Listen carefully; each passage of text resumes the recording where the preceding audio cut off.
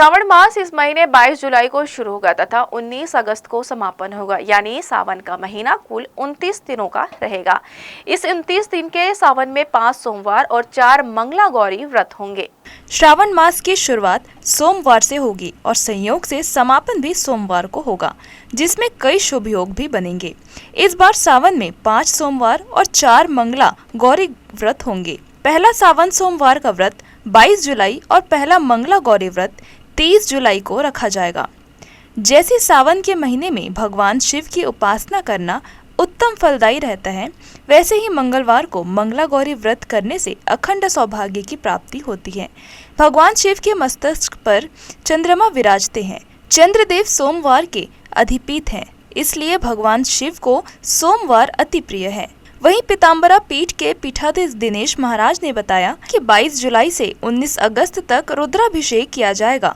पूरे सावन प्रतिदिन शारदेश्वरी पारदेश्वर महादेव का रुद्राभिषेक किया जाएगा। इसके अलावा पंचमुखी शिव मंदिर, पीताम्बरा पीठ सहित शहर के सभी शिव मंदिरों में रुद्राभिषेक किया जाएगा। ओम नमः संभवाय च मयो भवाय च नमः, शंकराय च महेश्वराय च नमः, शिवाय च शिवतराय च। परमहंस स्वामी शारदानंद सरस्वती जी महाराज की कृपा से श्री पीताम्बरा पीठ में इस बार श्रावण मास माह पर्यंत नित्य प्रतिदिन प्रातःकालीन संध्याकालीन नमक चमक विधि से ब्राह्मणों के द्वारा रुद्राभिषेक का कार्यक्रम संपन्न होगा। श्रावण में इस बार सोमवार से श्रावण आरंभ होकर के सोमवार को पूर्ण होगा। इस क्रम में जो भी भक्त भगवान शिव जी की अपनी घर में पूजन करना चाहते हैं, सर्वप्रथम सुंदर आसन लगा ले। आसन लगा करके उसमें बैठ जाएं। भगवान शिव जी की मंदिर हो या शिवलिंग अपने सामने रख करके शुद्धिकरण करके पवित्री धारण करके शिखा बंधन करके प्राणायाम करके भगवान शिव जी को ध्यान करके भगवान शिव जी का रुद्राभिषेक पूजन करना चाहिए। सर्वप्रथम जल चढ़ाएं। जल के बाद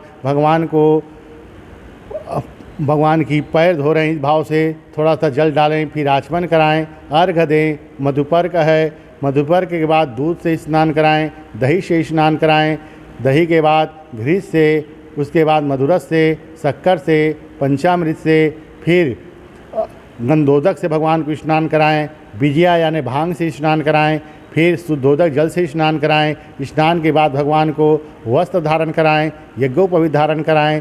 चंदन है, कुमकुम है, गुलाल है, अबीर है, अक्षत है, सब चढ़ाने के बाद भगवान शिव जी को पुष्प चढ़ाएं, माला चढ़ाएं, फिर 108 बेलपत्र चढ़ाएं।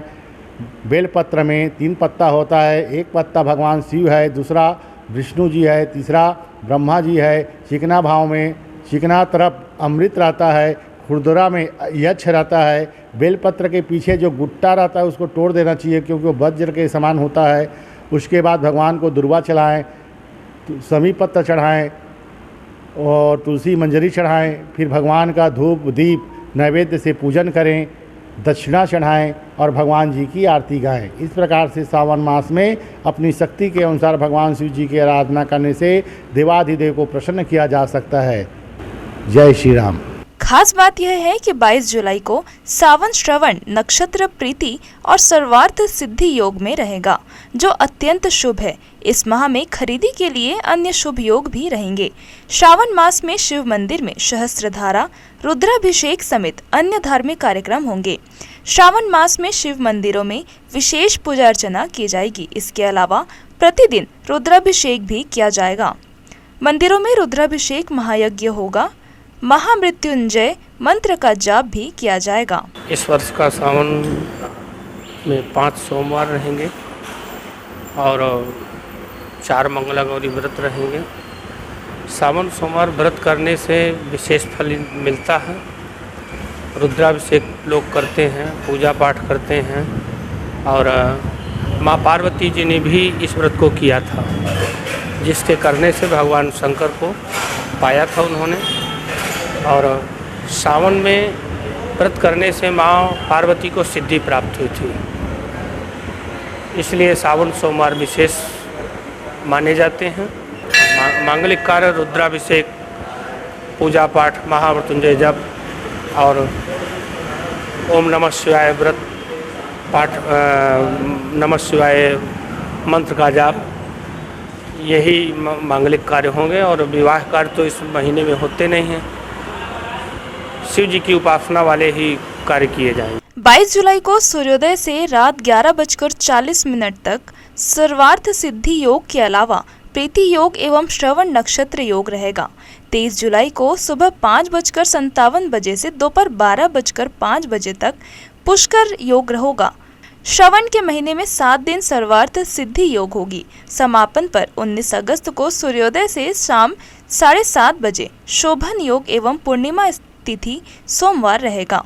जी न्यूज़ के लिए कैमरामैन हरनारायण देवांगन के साथ प्रियंका सिंह की रिपोर्ट।